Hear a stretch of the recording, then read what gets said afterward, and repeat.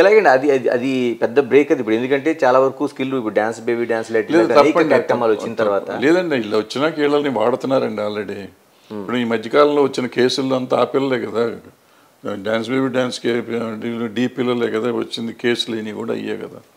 So వాళ్ళని వాడుతున్నారు, non మెంబర్స్ని వాడుతున్నారు, అన్ని చోట్ల వాడుతున్నారు. అది అయితే ఏంటంటే ఇది ఫెడరేషన్ వాళ్ళు అయితే వాడచ్చు, ప్రొడ్యూసర్ వాడకూడదు అనేది చాలా తప్పు. ప్రొడ్యూసర్ కూడా వాడుకోవచ్చు, డబ్బులు పెట్టేవాడికి కాకుండా నువ్వెవరు దాన్ని ఇన్సిస్ట్ చేస్తానికి పలానా వాడిని పెట్టి పని చేయటానికి ఎవరు చేయకూడదు. అది వాళ్ళకి ఆ హక్కు లేదు, అది క్లియర్గా ఉండాలి, కాగితం మీద రాసి పెట్టుకోవాల్సిందే. ఏంటి నిజంగా ఇది ఫెడరేషను లేకపోతే నిర్మాతల మధ్య ఉన్నదా, లేకపోతే ఫెడరేషన్ బాధ్యులుగా ఉన్న అనిల్ కుమార్ అని వల్లభనేని అనిల్ లాంటి వాళ్ళకి లేకపోతే మిగతా నిర్మాతలకు ఉన్న గొడవలాగా ఉందా? ఇది ఎలా చూడాల్సిన అవసరం ఉంది? ఏమి చూడక్కర్లేదండి, ప్రతి సంవత్సరం ఉండేదే కదండి. ఇది మీరు చూసారు 3 సార్లు జరిగింది. అప్పుడు అనిల్ లేడు కదా, అనిల్ లేనప్పుడు కూడా షూటింగ్లు ఆగినాయి కదా. అనిల్ ఇప్పుడు వచ్చాడు, అందుకని ఊరికి అనిల్ మీద ఆపాదించడం అనేది కరెక్ట్ కాదు. రకరకాల సమస్యలు అతనికి దీనికి సంబంధం. ఒక ఫెడరేషన్ నాయకుడిగా అతనికి కొన్ని బాధ్యతలు ఉంటాయి, ఆ బాధ్యతలు అతను చేస్తున్నాడు. నేనున్నాడు జరిగేది, ఇంకో అతనున్నా జరుగుతుంది, ఇంకో పుల్లయ్య ఉన్నా జరుగుతుంది. అంటే ఈ ఫెడరేషన్ విధానాల వల్లే ఆ ఇండస్ట్రీలో చిన్న సినిమాలు అనేవి చచ్చిపోతున్నాయి అనేది ప్రసన్న కుమార్ కావచ్చు, నటి కుమార్ కావచ్చు, లేకపోతే మనకి కళ్యాణ్ గారు కావచ్చు, ఇలాగ అనేక మంది ఆ వాయిస్ వినిపిస్తున్నారు. వాళ్ళ అభిప్రాయం ఏంటో తెలియదండి. అంటే అలా ఉందండి అసలు మీ అభిప్రాయం? తెలియదండి, తెలియదు. అంటే ఫెడరేషన్ వల్ల చిన్న సినిమాలు బ్రతకలేని పరిస్థితి. ఫెడరేషన్ వల్ల చిన్న సినిమాలు ఎందుకు చచ్చిపోతాయండి?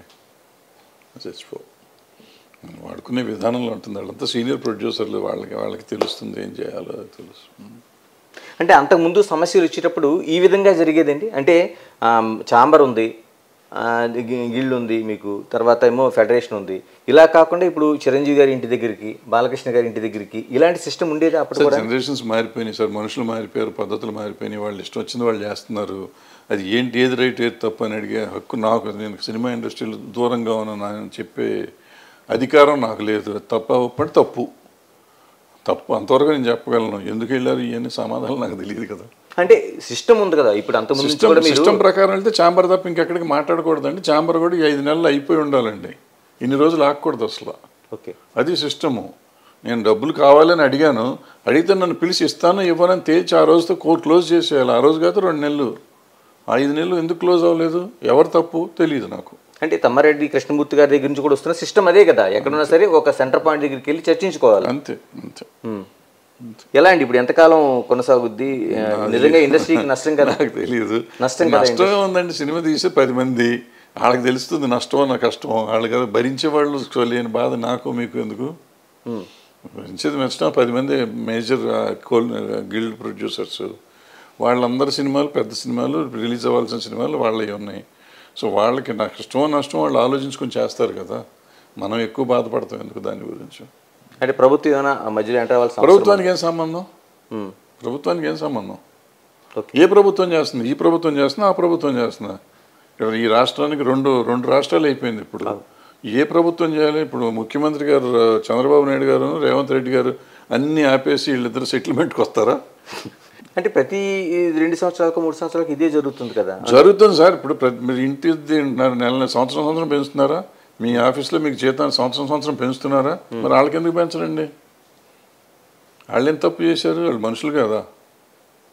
సంవత్సరం కాదు 2 ఏళ్ళ కమ్మ. ఇప్పుడు వీళ్ళు రైతు కార్మికులు, వ్యవసాయ కార్మికులు, బీడీ కార్మికులు, ఇట్లా కొంతమంది ఉన్నారు. వీళ్ళు కంటింజెంట్ లేబర్.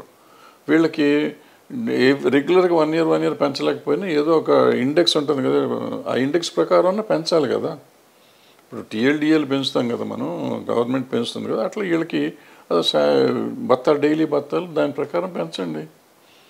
అది మాట్లాడుకోండి, ఒకసారి మాట్లాడుకుని ఈ ప్రకారం పెంచుతామా, మీరు 10% 20% అంటే మాకు వర్కౌట్ అవ్వదు, మీకు 100% పెంచుతాం. ఎవ్రీ ఇయర్ ఇండెక్స్ పెరిగినప్పుడల్లా 5% 2% 3% ఎంత పెరిగితే అంత పెంచుతాం అన్నారనుకోండి, వాళ్ళని కన్విన్స్ చేయండి.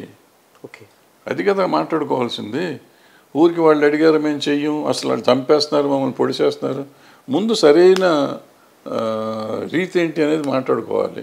చేసుకుని దానికోసం ఒక ఆర్డర్ పెట్టుకొని చేసుకుంటే అయిపోతాయి. చాలా సింపుల్ విషయాలు ఇవన్నీ. థ్యాంక్ యూ అండి, thank you very much. For more videos like this, subscribe Big TV channel.